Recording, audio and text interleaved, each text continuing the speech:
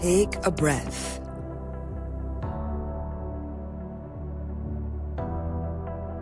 Welcome to Space to Exhale, the podcast, weekly inspiration for self-love and soft living.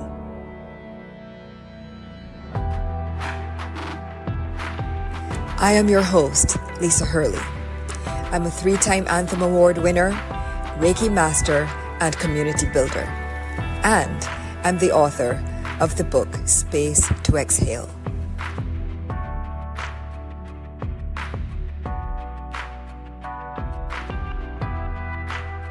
Through healing modalities like breathwork, affirmations, and meditations, I'll guide you on a life-changing journey to help you know yourself, love yourself, be yourself, and create much-needed space to exhale.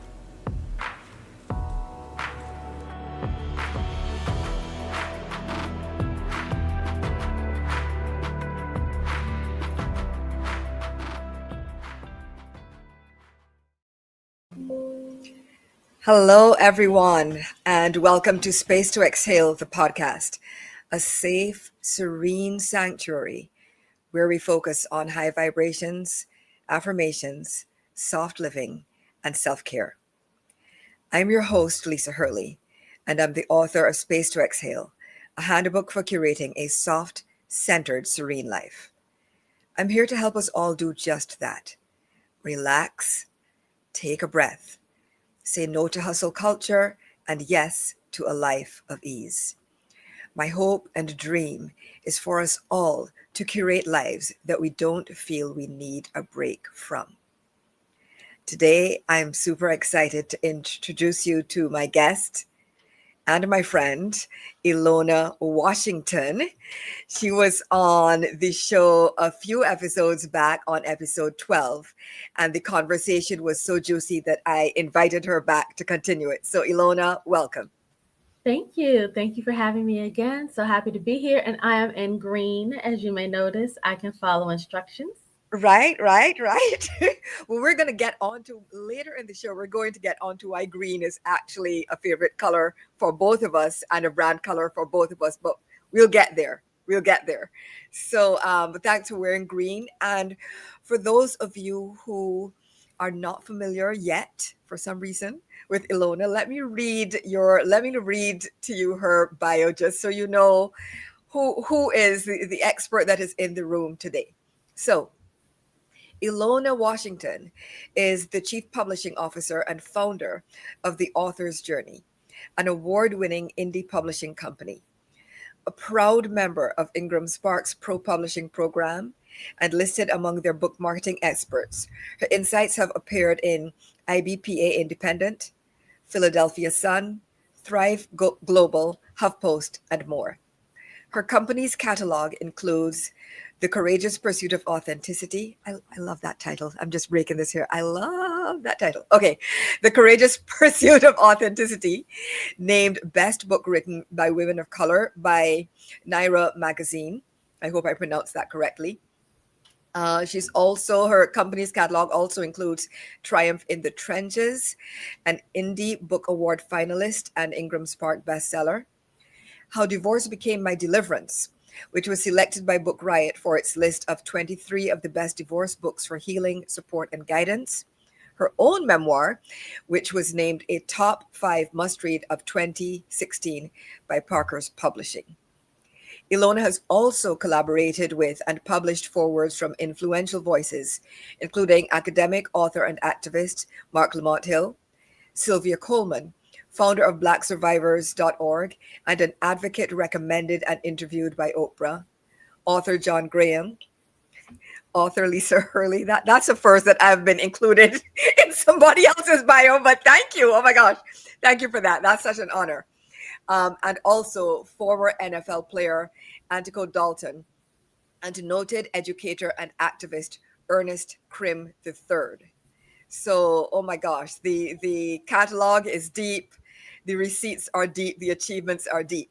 Ilona is also a proud Howard University alumna with a degree in Afro-American Studies, and she holds an MS in Marketing Management from the University of Maryland. She's a member of Delta Sigma Theta Sorority, Inc., and is on a mission to visit all 32 NFL stadiums. She's done 13 so far, and also to visit every Black owned bookstore in the US and abroad. Woo, child! Now that's a bio and a half. I absolutely love it. Thank you. You told me to shorten it because before in part one, remember I didn't have a bio. I was like, Didn't have it, oh, just right? Alona. And I was hearing everyone else's bios, and I was like, let me show up for myself and write a bio. Yes. So, Yes. Because listen, if you are not going to speak life and power over your own name first, yep. how is the universe going to reflect that back to you? How are other people going to know? That's why I always introduce, my guests, like, let me let you all know who is in the room. Enough respect, enough honor, big up the guests, because every person that I've had as a guest on here is like I said, we all love a string of letters behind our name. I probably actually have the least. I have one little MA behind my name and that's it. But everybody is so accomplished, and of course you are no different. You are no exception to that, and I am honored to have you once again as a guest. And so for those of you who are joining for the first time, we always start these shows with a grounding exercise. The show is called Space to Exhale, and exhale is exactly what we do. So we start every show with a short but very meaningful and very profound breathing exercise. So we're going to do that now. And so get yourself ready in whatever way works for you. So close your eyes, relax your shoulders as much as you can, relax your forehead, your eyebrows, relax your jaw. Turn your head a little bit from side to side and try and get some of that tension out of your neck. And now we're going to inhale through our nose. Inhale and exhale. And again, inhale and exhale. Put a slight smile on your face and inhale and exhale. Okay, so that's got us in the mood and the vibe for today. And we also start each show with an affirmation to help guide the conversation and sort of to encapsulate the theme of what we're going to be talking about. So today is, of course, writing to exhale. And so today's affirmation is, I am choosing to write my way to a deep healing exhale. So keep that in your mind as we go through the show. I am choosing to write my way to a deep healing exhale. And this writing can be for yourself, in your journal, a little note you write to yourself, or like what Ilona and I do, we write for the public to read, which is super terrifying, I have to say. We write and edit for the public to read, but just give yourself permission to write your way to a healthier life and write your way to catharsis. And all right, Miss Ilona, we are going to dive into it. So we touched a little bit on this in part one, which was episode 12, I believe, right? But for those who missed it, you are the editor of a best-selling and award-winning anthology named Triumph in the Trenches. So can you give our listeners a high-level elevator pitch about the anthology? I wrote something because I don't want to ramble because I want people to understand what this is for. Mm-hmm. So, Triumph in the Trenches is a best selling, award winning anthology series where Black professionals share honest stories of navigating toxic workplaces and the path they took to heal. So, if you've ever had those days where you're looking to thrive or some days just survive, that's why I wrote or that's why I compiled the series. It's for when we have those days. Right. Okay. I absolutely love that. And so, what was the moment when you knew you had to curate Triumph in the Trenches? Like, was there a personal experience in your own life that inspired you to do it? Absolutely. Has anyone seen the movie Horrible Bosses? Has Yes. anyone right? So my family, even my children, were like, "Mom, you could do a movie based on horrible bosses." I can only count on one hand the number of good bosses I've had in my 25 years of Mm, corporate experience. It was that bad. I had a I had a boss when I was younger. One of my first jobs, I worked for the federal government. There was a strip club across the street, and for lunch, he would go across the street and come back with like makeup on him, and his wife is calling, and he's oh telling no. me, yeah, and I was like a young, idealistic little girl, and so that was just horrible to me.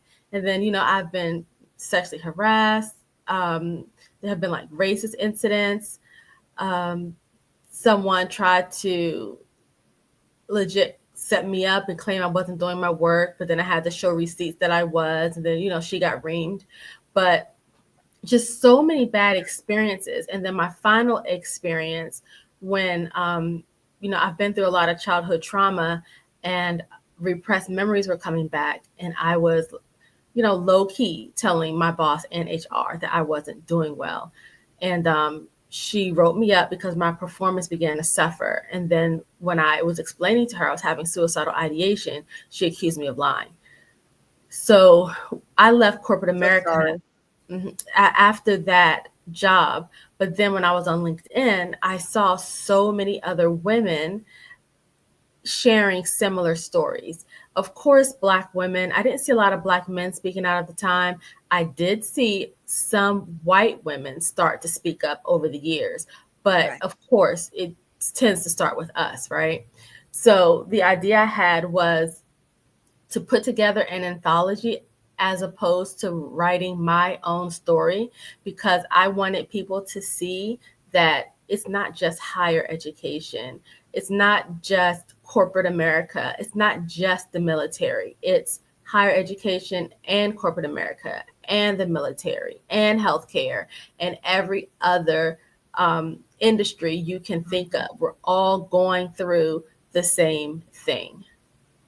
Okay, that sort of semi answers what I wanted to. The next question I wanted to ask, which is why did you choose to write or curate an anthology versus a solo project? Because I wanted people to read it and see all of these co-author stories. They don't know each other. They work in different industries. There's different income levels. Hmm. Some are men, some are women, but they're all discussing the same thing. And then also, too, they're all relaying their own solution for getting through it. So I can write a book about how I got through it, which was me leaving, right? But someone reading the book may not want to leave. They may not want to be an entrepreneur.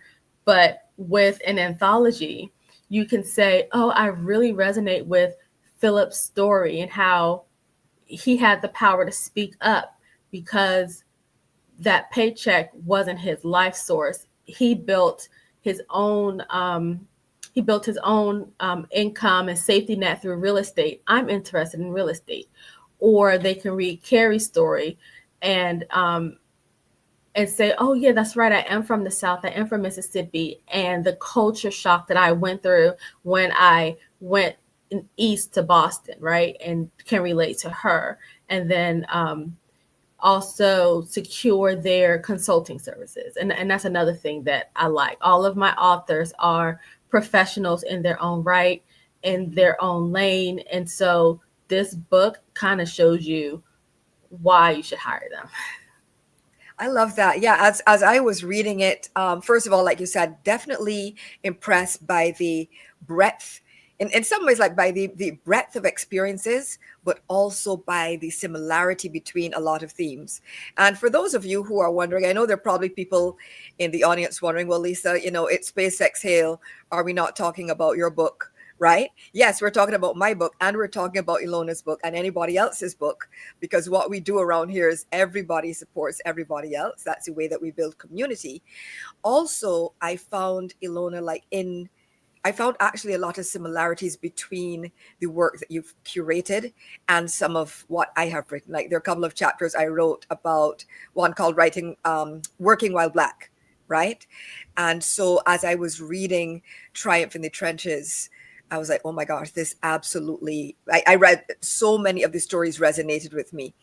And again, like I said, I also enjoyed the breadth of content, the different kinds of stories, the variety of writing styles. Actually, um, please, apologies in advance if I get her name wrong, but the Reverend Doctor Zania, is did I pronounce her name right? Yes, Zania Zinnia Barnes. Barnes, Hmm. right? I was like, okay, well, this is a thesis now at this point. Like what she wrote, right? Every paragraph is a citation, and I don't know, this person, that person, et al. 2022. I as a would be scholar myself, I appreciated that. There were also stories that were less academic and more personal, but like you said, that's why you did the anthology, to appeal to different people and different ways they might want to be spoken to and to read, right? Yes, absolutely. And reading your book, you have a career section in your book, Hmm. right? Hmm. And I think this we might be discussing this or we already have, but each volume of Triumph in the Trenches focuses on something different. I know people are putting up, 12 volumes of the same thing and it's just the same stories over and over again. But I want each volume to have a different theme. I want there to be an emotional growth if you Mm. get all three volumes. So the first volume really is just stories. It kind of sets the stage so you feel like I'm not alone. I'm seen, right? I'm seen. Yes. Right. The Yes. second volume is it goes deeper and it's not you, it's the system.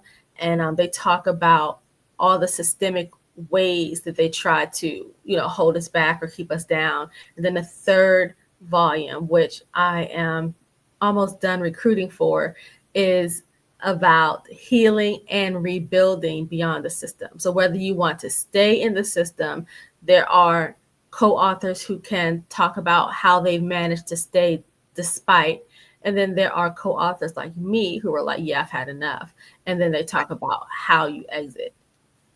Right.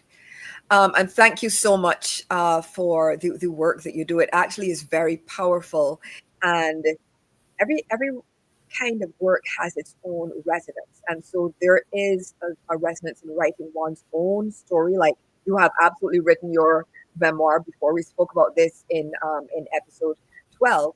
There's also so much power in you sort of shepherding in and midwifing the stories and tales and testimonies of others. And so when you're doing that, because you're not just writing your own words or your own stories, you have to sort of be I don't and not to not I don't know, mama bear is what comes to mind. I don't know if that is appropriate or if you understand what I mean, but you're the person in charge, and you also have to account for all the different personalities, the different narratives, the different writing styles, and also people who some will have had writing experience before, some might not. Are there any um, emotional responsibilities, ethical responsibilities, or any other kind that you bear in mind when you are curating your anthologies? um, Definitely emotional responsibilities. I've seen some co-authors become triggered or hesitant to write their story, but Hmm. they've already made the commitment. So we'll come up with a different way to relay the same message without going through all of the triggers. And I know reading and editing, sometimes I'm triggered. And then I've learned through space to exhale how to stop and rest and breathe and take care of myself and push through. Yeah. Um, yeah. So ethically, when I think of ethically, I think more along the lines of It's not plagiarized. You're citing sources, like you said, but also too, my number one message I want every author to understand is you don't have to tweak your message to be palatable to the masses. God put you through a certain experience at a certain time for a certain reason, for some certain a certain audience. So I think to water down your message or to gloss gloss over it or change it in some way, it actually does a disservice to the people who are going through it and need to find a way out. And I can give you an example. Mhm. When I was writing my memoir, I didn't realize back in 2016 that emotional abuse was a thing until like recently, right? Because Black women, I think we had just started, Black um, women had just started going to therapy, and we were talking about emotional abuse and verbal abuse.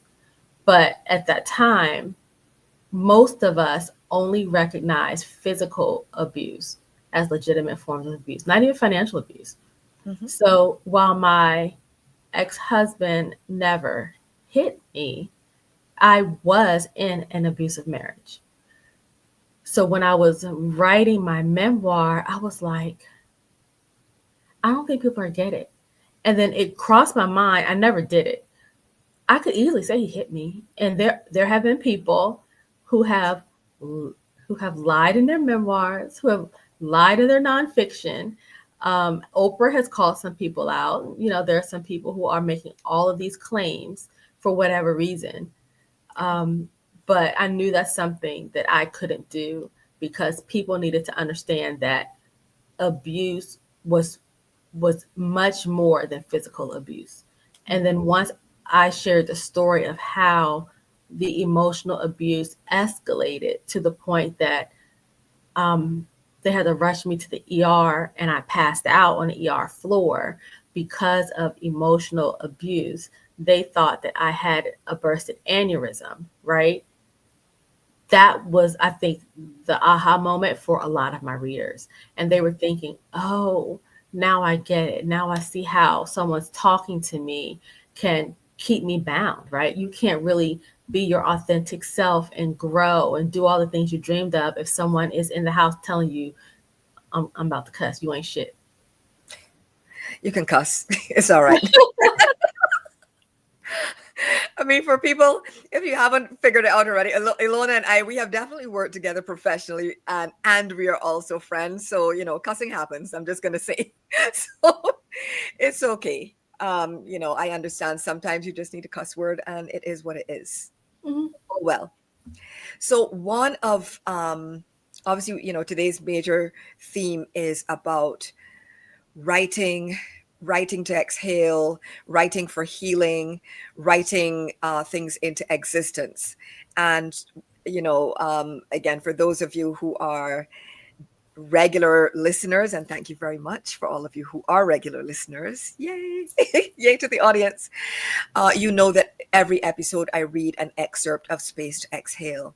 And when I asked Ilona, I'm like, hey, what would you like me to read today? The excerpt she chose is from chapter 4, Curate Your Thoughts, Manifest.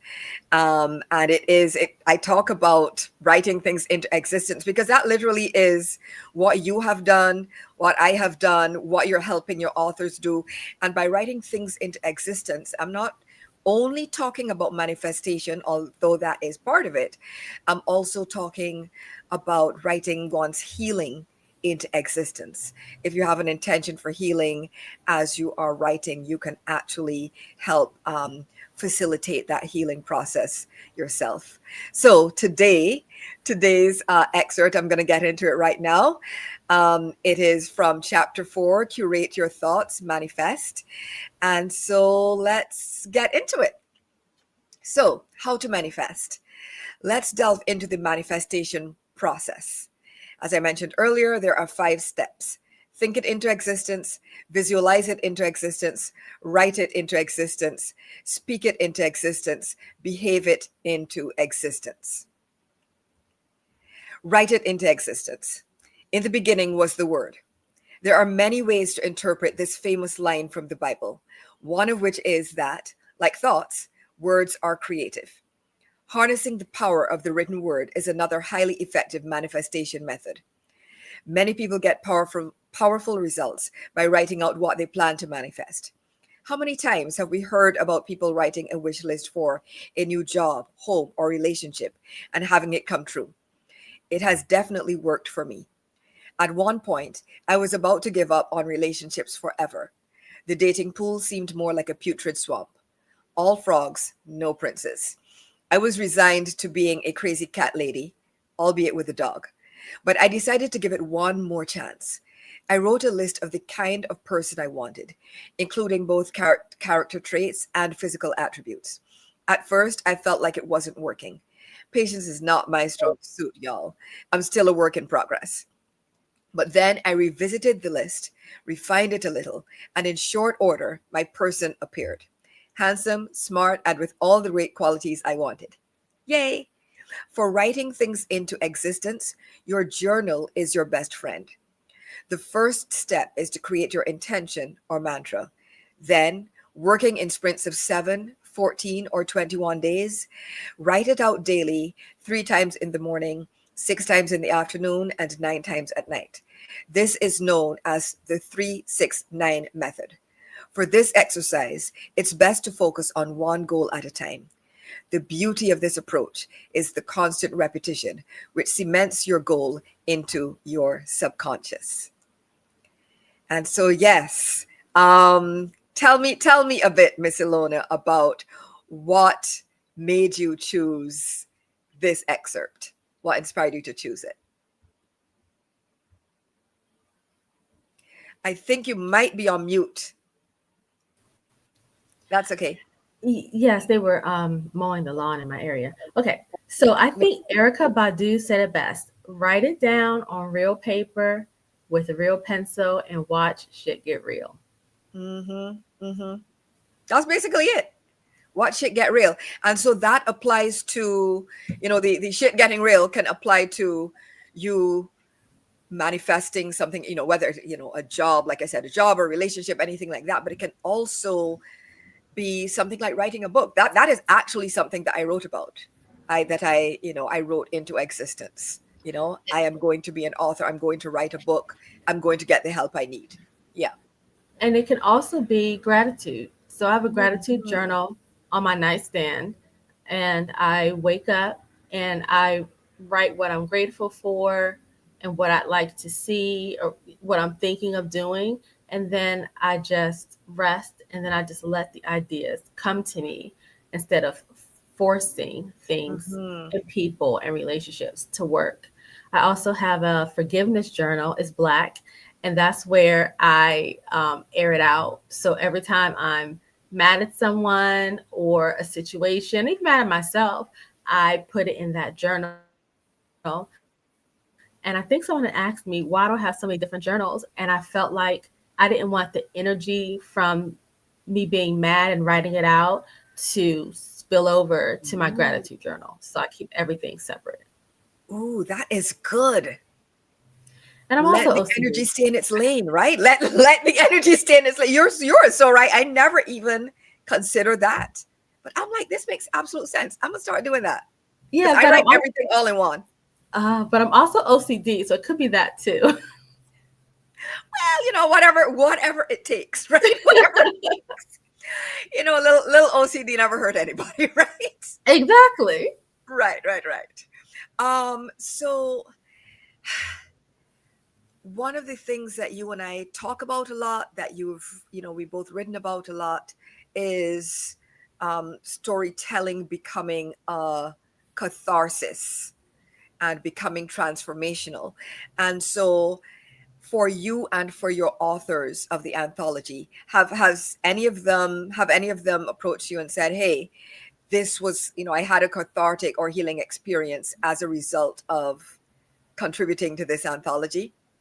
Absolutely. Especially the ones who are trying to write without being vulnerable or put themselves out there. And I Mhm. can tell that they're just it's like all facts, or they're telling their story but there's no emotion. And Right. I'm like, yeah, we're not going to do that. So I will hop on a call with them and then I get it out. I think most about Mary. She's been in every single volume. Dr. Mary Darden Robinson. And her first story, it was okay. But that second story, it's like, nah, sis, we're not going to do that. Oh, she's on here. I was like, I Hey, remember seeing that Mary. name in the comments. Hey, Dr. Mary. So the second I love, story, I love this. she was talking about being authentic. And then I was like, ooh, there's a deeper story behind that authenticity. And then I got her to talk about how the passing of her father when she was a child led to rebellion and led to her authenticity. And even how she shows up at work, she is Mhm, adamant about not changing who she is, not changing mhm, her red hair, her long nails, anything. And it all sparked or came from the passing of her father, remembering her father's words. And we put that down on paper. She was thankful. She might have cried. I'm not really sure. I'm going to say she cried just for more emotional. probably, yeah. But then Jeremy Neal read it and he was like, her story resonated with me the most. And then Mm, I showed Mary and I was like, do you see the power of vulnerability here, right? Somebody reading your story and seeing themselves in your story and maybe making a change or becoming nostalgic or hugging their kids a little closer. You never really know. right. So there's a way you can be vulnerable without telling your business, right? You know, I was vulnerable in my memoir, but nobody needed to know who I was dating and the parties that I went to. That was Right. neither here nor there, right? Yeah. Yeah. And and you can be vulnerable without triggering yourself. Mm-hmm, hmm. Yeah, that was actually something that was important to me as well as I was writing because, as you well know, and you and I have sort of similar yet different stories, some similar experiences, certainly. And part of my goal, as I wrote, was okay, I definitely want to be authentic. I want to be as transparent as possible, but not to the level where I harm myself. And so that was very, very important to me. I was like, make sure, I was like, at least make sure whatever you put in this book, that you're okay, because you don't know what's going to resonate with people, right? So make sure that you are okay with whatever you write, people asking you questions about it for years to come. And you have to be without being triggered, without having a meltdown, without being emotionally affected. Like you have to, for me at least, I knew I had to have achieved a sense of um, space and distance from the event, from the trauma, in order to be able to write. So definitely you can tell the truth and you can be authentic without harming yourself, because, like you said, being transparent does not mean telling all your business. And I wish more people understood that, but that is a whole nother topic for another day. And harming others also Mm, because there's vicarious trauma, secondhand trauma. right. And I think I told, Lisa, as our friendship grew, the the challenges I've had as my Hmm. childhood trauma, I don't want to share that online because I don't know how it's going to affect other people. And even if people never been in my shoes, if you hear my story, you would just break down and cry. Like you would just lose your day. And Hmm. I wouldn't want to do that to everyone. So there's a way you could still talk about the message, the lesson, the healing without going into every lewd detail of what you went through. And also, that's what your journal is for.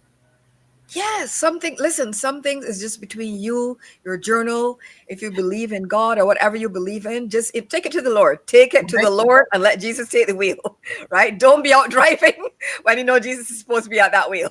Okay?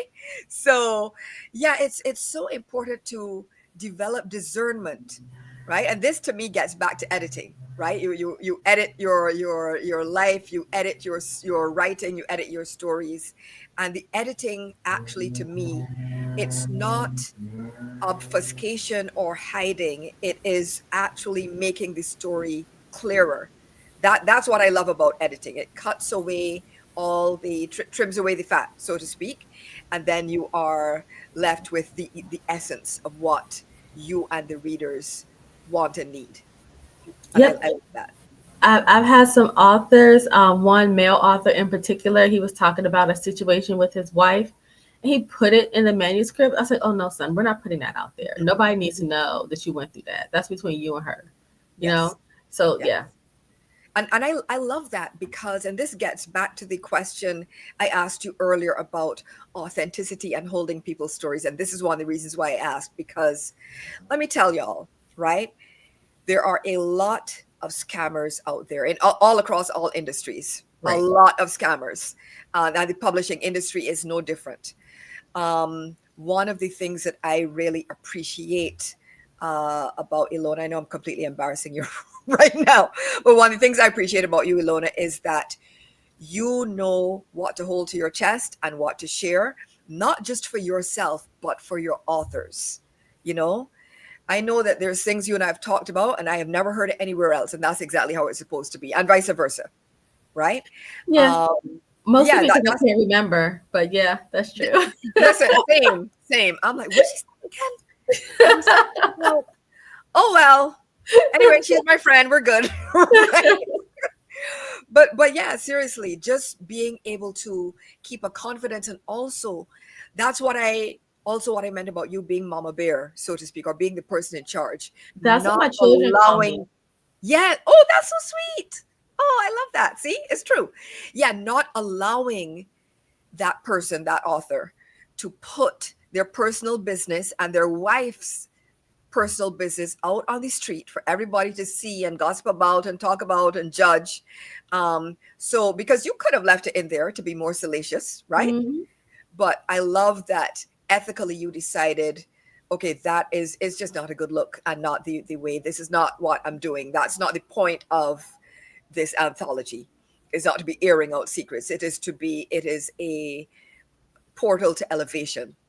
It is a means of support. And I definitely felt that as I was reading it. Just every single story, whether it was written by a man or woman, whether no matter what, whether the person was in marketing or academia or professional services, or they were a consultant, there was something that I definitely could relate to in every single story. And I'm a big fan of the book. Thank you. You're welcome. So now, so the title of the anthology is Triumph through the trenches, in the trenches, sorry, Triumph in the Trenches. And of course there are tales of survival, but what about the tales of transcendence? And I'm teeing this up for you because I know that there are both. And so, what I love is it's not just like a whole long list of trauma porn, right?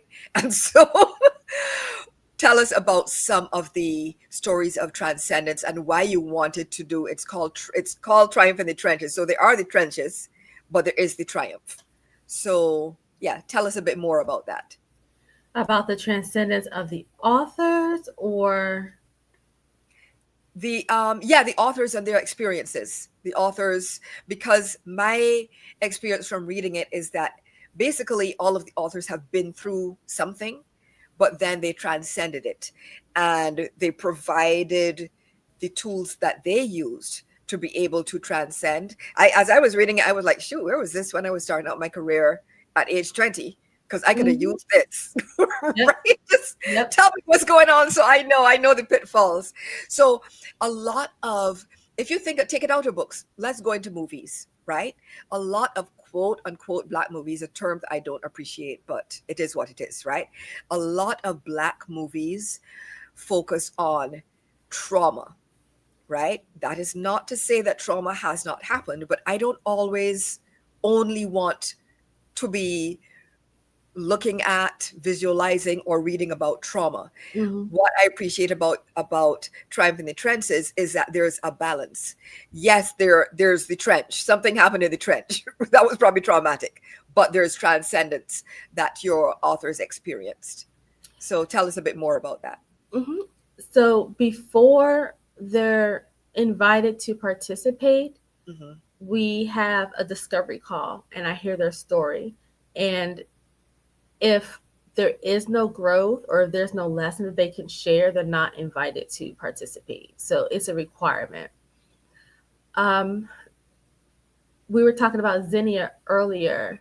In Hmm. the first volume, I love how Zinnia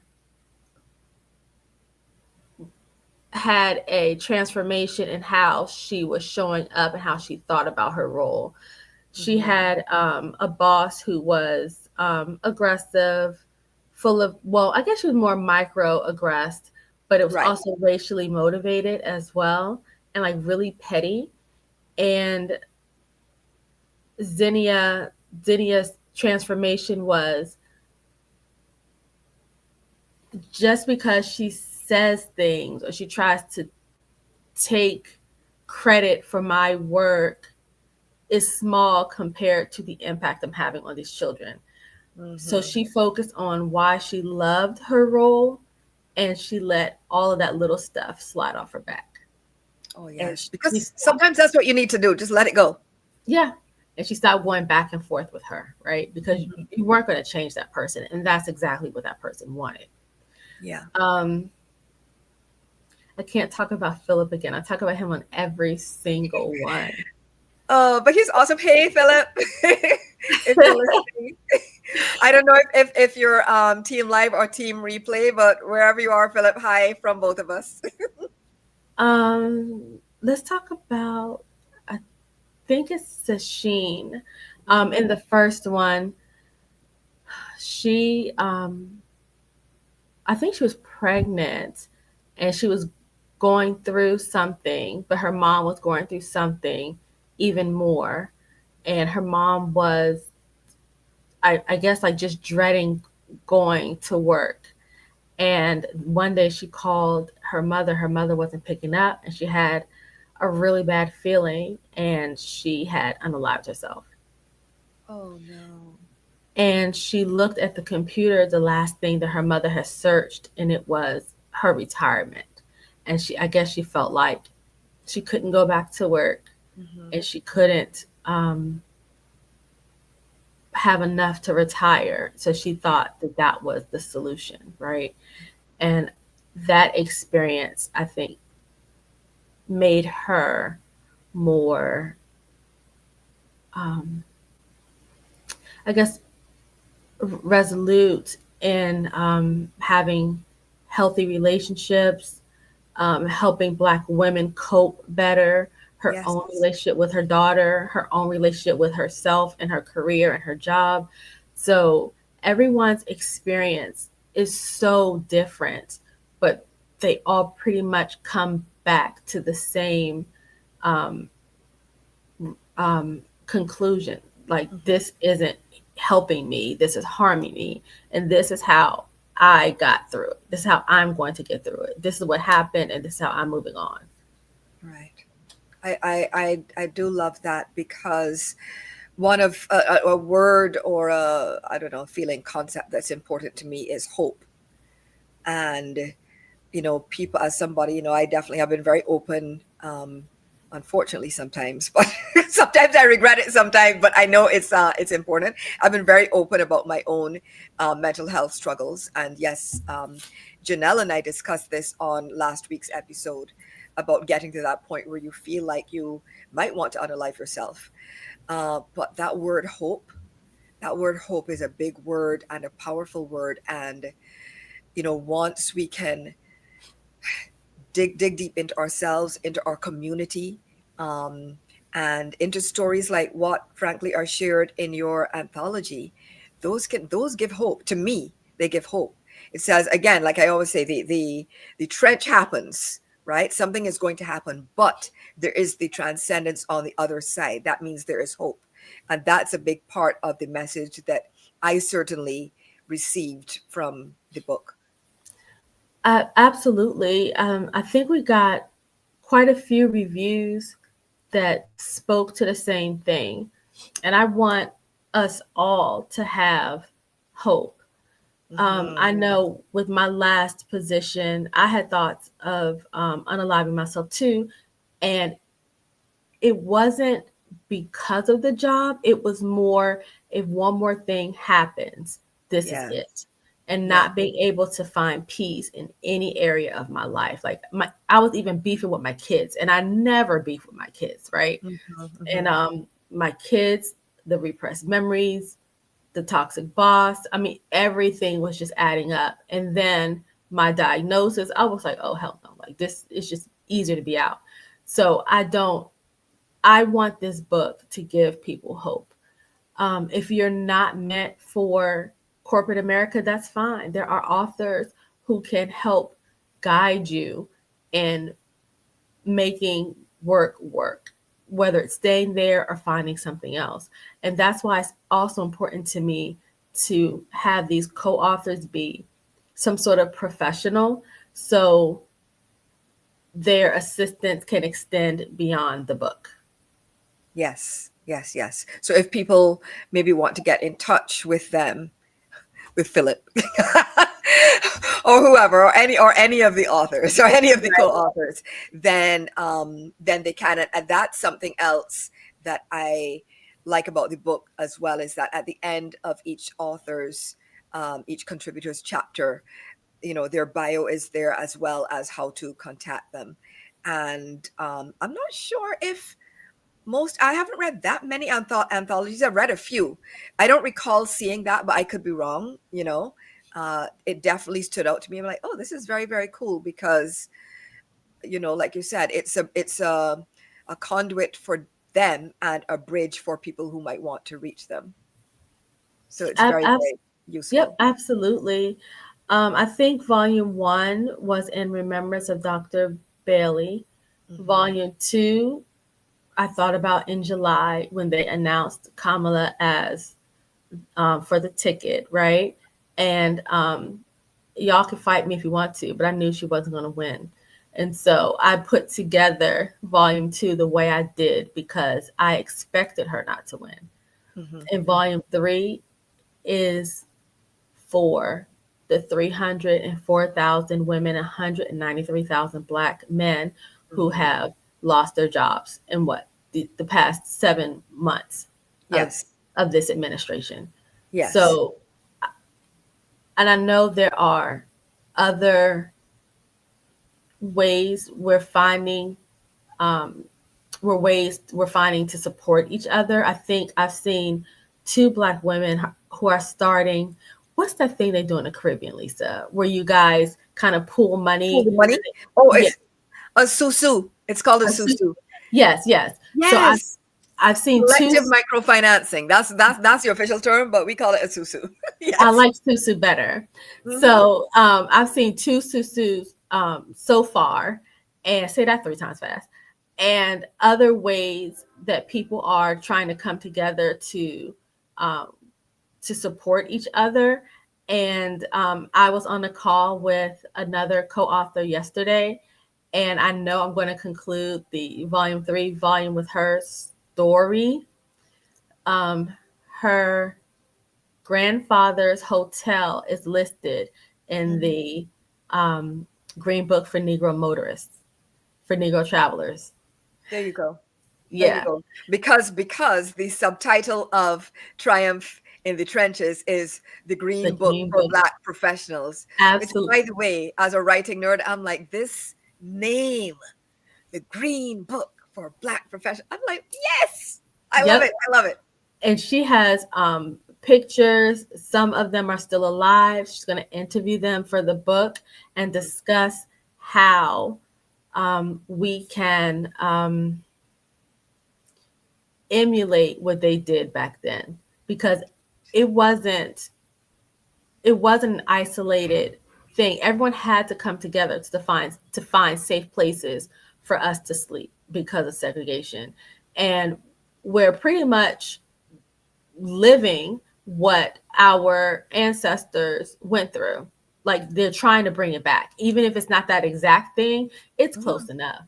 And Yeah, we can't do this in a silo. We have to do this in community. we absolutely, I agree, we have to do it in community.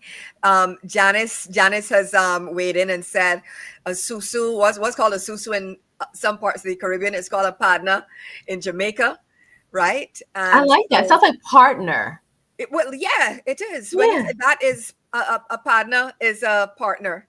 Yes, if you speak it in quote unquote standard English. So yeah, that's exactly what it is, and it is a form of partnership, and it is a form of community. So that's, it's you shake my hand, I shake yours, right? Hmm. We have a saying in Barbados, one hand can't shake.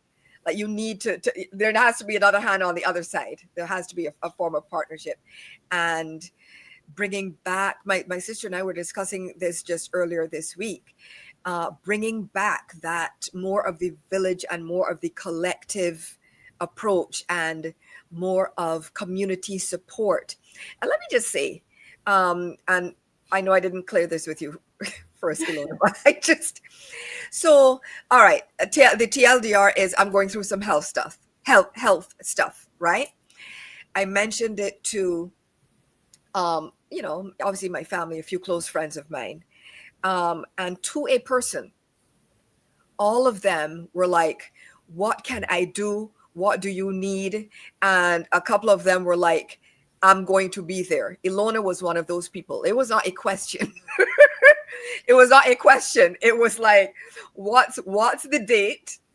And I will be there, right? My bestie said it, you said it, Latrice said it. I think Alexa said it as well. That's what we need, especially for those of us who are not living in like multi generational, type situations or in village type situations. The village can be virtual or extended, but you need to actually show up for people in practical ways. I cannot express this.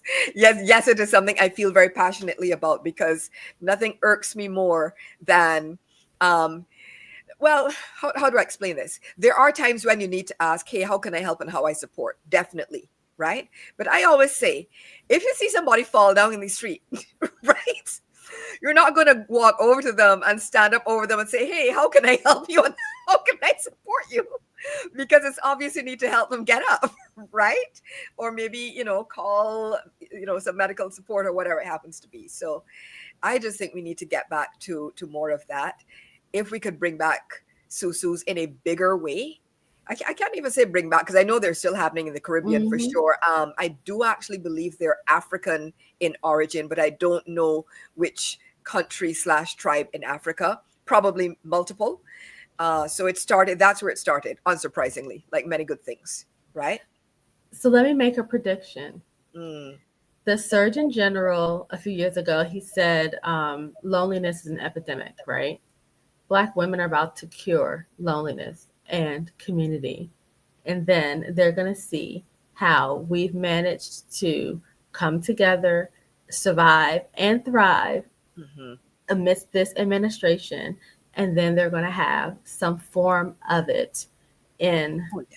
their governments or in their community. And they're going to rebrand it and call They're it going to something. colonize it. They're going to Mhm. colonize it and rebrand it and suck all the life out of it, like how many of them have done with yoga. But whatever. Wait, what's that thing on TikTok? Now, oh, who I said know. that? I said it. I said it. A lot of yoga is colonized, and it irks my spirit. And I'm not even South Asian, but I hate to see it. But there you go. Moving on. Moving on. Look, we have a few minutes left, and I have two big questions to ask you. We might go a little bit over, but again, people are used to that. We usually only just by a minute or two. So the first one is that. So you, of course, in the previous on in episode 12, something that we tapped into a little bit was the importance of writing ourselves into history.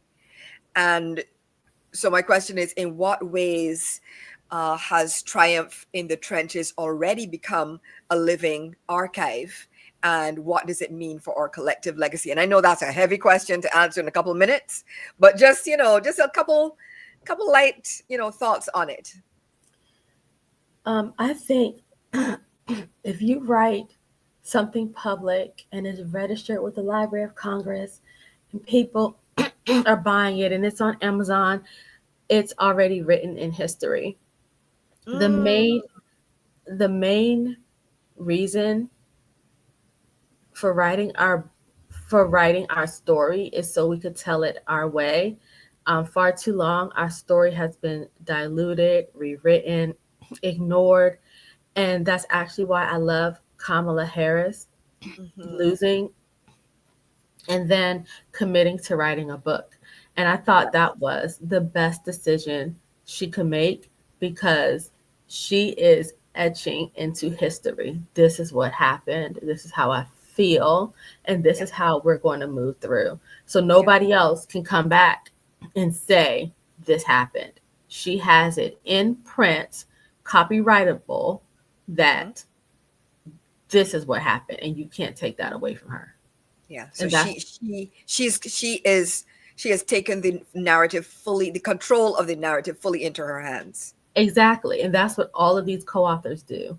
That Mhm. while they gaslight us and tell us that we're overreacting or it's somehow our fault, there are too many stories from people, all these different backgrounds, people who grew up poor and made it to corporate America, people who grew up upper middle class in corporate America having the exact same experience across industries, across ages. Once you look at that, you can't unsee it. You can't say that we're making this up. In my mind, and people are probably going to fight me on this one too. I'm reminded of Bill Cosby when those first few women came out. No one believed. I didn't believe them either. I was like, eh. But that story spanned from the '60s to like 2005. Those women didn't know each other. Mhm. That's a And there were so many similarities in in modus operandi, right? I'm like, okay, all of them didn't make up that they were drugged and they were sleepy, and all of them could not have made that up. right. And let Yeah. me just say, I was at both trials. Mhm. I know a few of them personally. I watched how they moved. They don't even like each other. So there's Mhm. no way that those people who didn't know each other in different generations found each other to make up a story. They Right. couldn't even be in the same room and act appropriately during the trial. That's so sad. That anyway, that's a whole nother thing. I just wish that more of us could just get along and be peaceful and just be nice. I feel like, do I say this every episode? Maybe I do, but You I'm like, know, kumbaya, kumbaya, my lord, kumbaya. You're right. you know what? If you don't, I just don't want anything to do with you. I just want to find more people like us. I think Mhm. that's the mission. Just to find That's the more people mission. like us and ignore the ones who aren't. Listen, that's it. That's it. And I'm very grateful that I've definitely noticed that um, has started happening more and more in my life where, and part of this again, I fully believe I wrote that into existence, right? We're talking about writing to exhale and writing as healing and all of that. That is something I wrote into existence. I can go back into my, now I now know my disorganized journal, but anyway, and I can go back into my journals and see where I'm like, okay, yes, I would like friends, but I don't want friends to have friends just to have friends. These are the characteristics that they must have. These are, and yeah, would I love my friends to be cute? Absolutely. And they are. My friends are cute, right? But more importantly, the character, the characteristics, the ethics, the intellect, the ability to take a joke and make a joke, the ability to actually show up and to know that love is a verb, friend is a verb, support is a verb, and behave that, all those things. And so I'm definitely seeing a difference where more and more people like that are coming into my life, and I'm very grateful for it. Very, very grateful. And Okay, so sorry, go ahead, go ahead. I was gonna say, and I'm grateful for our friendship and all the nicknames that I give you that is too racy to share on a live, but you get me. You get me. Oh my gosh, you're making me giggle. I'm totally. Y'all give me a second because she has me out of moderator mode. Oh my goodness. Okay. Let me get myself together. That's hilarious. The nicknames crack me up every single time. All right, so last question before we sign off, because I want everybody to know about even more about Triumph in the Trenches. We've mentioned that it is an anthology. You've mentioned two of them, right? I have put up, I don't know if anybody has been seeing this, right? Learn more about Triumph in the Trenches. And at the end of the URL, there's a number 3. So there's another volume, the third volume on its way. So give us the tea. Tell us all about it. If you can, tell us some of the contributors, if you can, if you want to. And also tell us a little bit about what you have planned for the launch, if you can. Tell us as much as possible. I just want to hear everything. Okay. So the launch date is February 10th, 2016. I have about 12 authors. Hmm. Um a lot of Y'all them. know that she meant 2026. So do not go in the comments and ask questions Did because I y'all know say full and what did I well say? 2016. But it doesn't Oh matter shoot. because I know people. People are gonna be like, well, is it in 2016? Please, February y'all 10th, know when it is. 2025. I think I was thinking about my memoir. I know, I know, I know. So let's see. It's February 10th. Recruiting is about over. We have about 12. I am so happy that we have Avery Drummer. She's going to be new to the anthology. She is, I think she's like Gen Z or like a late millennial, Hmm. but she is phenomenal and to she wants to help college students read this book and learn and grow and get ready for corporate America. And I love that. So she's going to be focusing on college campuses. We have Philip, who's coming back. He is our financial expert. He's going to be telling us how we can um, improve our economic condition, especially those of us who have these good jobs. We have Zinnia Barnes. She's coming back. I don't quite know what she's going to write about, but I know it's going to be amazing. Girl, Dr. that woman can Sharon. write. What? I was like, oh my gosh, this is just next level. Yes, moving on. Dr. Sharon. She is our Caribbean representative. She's from Jamaica. She already wrote her chapter. Oh, it is so, so good. Oh my gosh. Oh, I'm trying to remember what it's about because I keep thinking of the second one, but the third one is just as good as the second one. The second one she was alluding to a young girl playing on the playground and an older girl bullying her and they getting into a fist fight. And mhm. then she talks about that's pretty much what Black Americans go through at work. We fight bullies. And I was like, Daily. sis, yes. What do they do on TikTok? They go like that. So that was amazing. I can't do it properly. Listen, I need nails. I'm gonna have to put because I the know. nails I are was part of doing it. nails. Is it in the middle? Right. I So love that. I think sign language is the second one because it's the truth, but a lot of people are doing this. Right. Oh my gosh, let me think. Who else? Geez, there's so many more people. Latrice. Oh my gosh. So so it's a trio. So Latrice is joining us, and she's going to talk about it from a leadership perspective. And if you are ready to leave corporate America, that is going to be the chapter that you need to read. Carrie is coming back. She's from higher education, but Carrie is going to talk about how having her grandfather be in the Green Book for Negro motorists and Mhm. how we can carry on that legacy of what they built. Just so many more people. I'm sorry if I did not name you directly. You're in my heart, but I'm Yes, trying to yes. talk. This was completely off the cuff. So Yes, just yeah, do not judge, her heart, my heart, our hearts are in the right place. And I just want to I'm so excited about I'm just excited about it. I know it is going to be strong as the other two were. I love that it takes the three books in the trilogy take readers on in an arc, on a journey over the course of the three books. And I'm excited about it. And the third volume is the final volume. And after we settle down with the book release, we're going to start talking about a documentary. Ooh, Mhm. okay. All right, Miss Documentary. I like that. Something that you mentioned earlier is you mentioned about something about community. And I know that you have a community on school. You just launched it.